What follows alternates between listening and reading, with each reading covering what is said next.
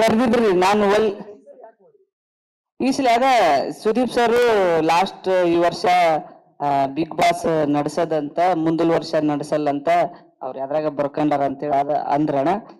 ಹಂಗಾಗಿ ನಾನು ಬಂದಂಗ ಈ ಸುದೀಪ್ ಸರ್ ಇರೋ ಮಠ ಇದ್ದಾಗ ಈ ಶೋ ಹೋಗ್ ಬರೋಣ ಅನ್ನೋದು ಆಸೆ ಇತ್ತು, ಅದಕ್ ಬಂದಿದ್ದೆ. ಹನುಮಂತು, ಈಗ ಗೆದ್ದಾಯ್ತಲ್ವಾ, ಯಾವ ಸ್ಟ್ರೆಂತ್ ನಿಮ್ಮನ್ನ ಗೆಲ್ಲಿಸ್ತು ಅಂತ ಅನಿಸ್ತು? ಅಂದ್ರೆ ಶಕ್ತಿ, ಯಾವ ಎನರ್ಜಿ?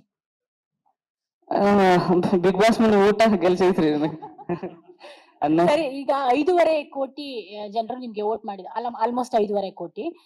ಅವರು ಏನನ್ನ ನೋಡಿ, ಯಾವ ಮಾನದಂಡ ನೋಡಿ ನಾನು ವೋಟ್ ಹಾಕಿರ್ಬೋದು ಅಂತ ಅನಿಸ್ತು ನಿಮ್ಗೆ? ಅಂದ್ರೆ ನಾ ಆಡಿದ ಆಟ ನೋಡಿ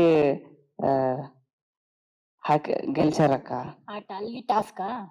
ಟಾಸ್ಕ್, ವ್ಯಕ್ತಿತ್ವ.